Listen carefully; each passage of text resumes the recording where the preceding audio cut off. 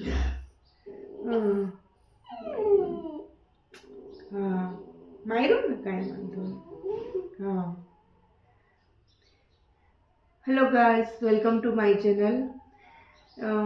આજે હું એક વાત શેર કરવા માટે આ વિડીયો બનાવી રહી છું કે આપણા સોસાયટીમાં રહેતા નાના નાના ભૂલકાઓનું આપણે ધ્યાન રાખવું જોઈએ, કેમ કે આપણે એક નાગરિક છીએ. તો જેટલો હક આપણો છે આ જીવનને, આ દુનિયામાં રહેવા માટે, એટલો હક આ પશુ પક્ષીનો પણ છે. આ લોકોનો પણ એટલો જ હક છે જેટલો આપણો હક છે, બરાબર?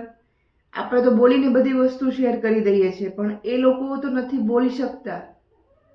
એ લોકોને કંઈ પણ જાતનો પેન થાય છે તો એ લોકો બસ ખાલી રડીને પોતાનું દુઃખ પોતે જાતે શેર કરી લે છે, પણ સામેવાળો વ્યક્તિ સમજી નથી શકતું કે એને શું પીડા છે, શું પ્રોબ્લેમ છે, કાંઈ શું થયું છે. આપણે કંઈ પણ પીડા થાય તો આપણે તો ફટ કરીને આપણે ઘરના વ્યક્તિને આપણે કહીએ છીએ કે મને પેટમાં દુખે છે, મને માથું દુખે છે, મને આ વાગ્યું છે, મને બહુ તાવ આવ્યો છે. પણ આ લોકો કોને કહે? એવી જ રીતે હમણાં શિયાળાનો ટાઈમિંગ છે.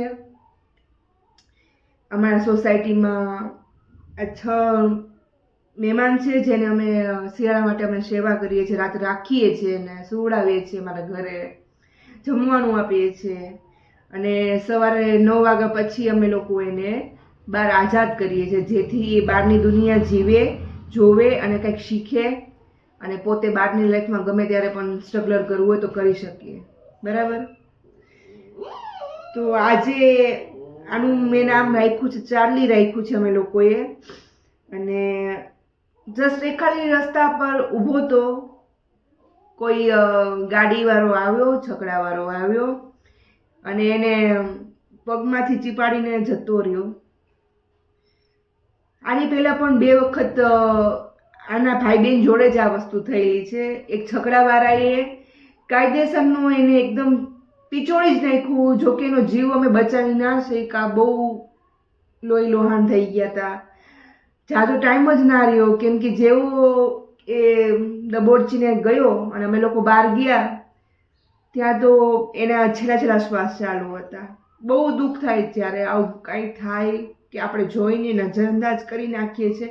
એટલીસ્ટ ચલો તમારો કંઈ વાંક છે, બરાબર, તો તમે એને જસ્ટ 2-5 મિનિટ ઊભા રહીને માફી તો માંગવી જોઈએ ને, કેવું જોઈએ. એને તો જાણી જોઈને ચલો કે નથી કર્યું, તો શા માટે જતું રહેવું જોઈએ? હે શા માટે જતું રહેવું જોઈએ? ના ના ના દુખે. હા જો જો જો આને કેટલું દુખતું હોય છે. હા હા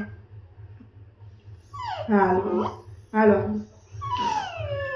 તો મારું એટલું કેવું છે કે હા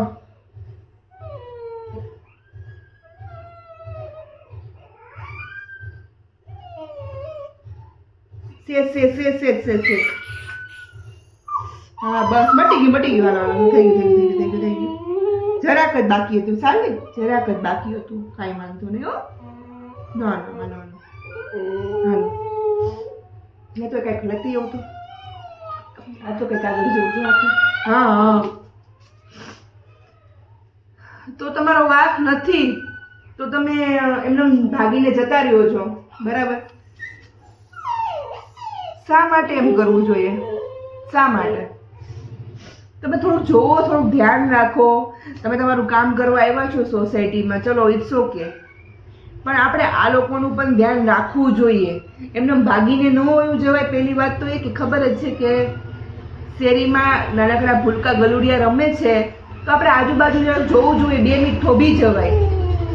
આની પહેલાં જે હું કહું છું ને કે આનો એક ભાઈ હતો, ખરેખર એનો કાંઈ વાંક નહોતો. બધા સોસાયટીમાં જે લોકો જે એ ઘટના થઈ ને ત્યારે બધાએ મને કીધું કે નહીં, એનો કાંઈ વાંક નહોતો. ઓલો જે છકડાવાળો હતો ને એકદમ સ્પીડે જ આવતો હતો, એને જોયું કે આ લોકો રમે છે છતાં એને દબોચીને સીધો વયો ગયો. કેમ ભાઈ? એના માટે કોઈ બોલવાવાળું નથી એટલે ને. હે એના માટે તમારું પર કોઈ કમ્પ્લેટ કરવાનું નથી એટલા માટે. ભલે એના પાસે કોઈ હોય નહીં, પણ આપણે માણસાઈની તો એટલી ફરજ છે ને કે આપણે આજુબાજુ જોઈએ. ચલો કીડી તમે ન દેખાતી હોય, આવડું આવડું મોટું પ્રાણી છે એ તમે ન જોઈ શકો, તમારી અહીંયાથી નીકળે છે. અને આવું બધી જગ્યાએ થાય છે, બધી જગ્યાએ, બધા ગામમાં, બધા સિટીમાં. મારું ખાલી એટલું જ કેવું છે કે તમે લોકો ધ્યાન રાખો યાર. અને એવું નથી, હવે તો આ જે પશુ માટે જે એનિમલ્સ લવર હોય છે એ હવે લડી શકે છે આ લોકો માટે.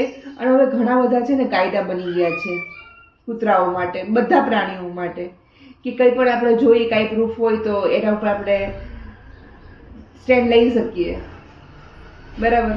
પણ આ તો આપણે ઈચ્છા એવી હોય કે આવું કંઈ જાણી જોઈએ ન થાય એટલું સારું, બરાબર. બાકી તો બધા સમજદાર જ છે.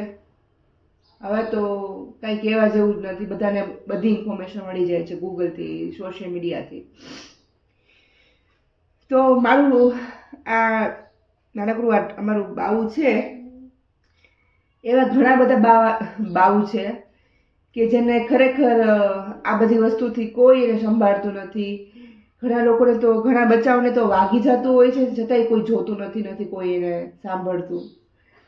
કેમ કે કોઈ પાસે ટાઈમ નથી, કોઈ પાસે એટલી લાગણી નથી, કોઈ પાસે એટલી માણસાઈ જ નથી રહી, છે પણ બહુ ઓછી, ક્યાંક ક્યાંક જ જોવા મળે.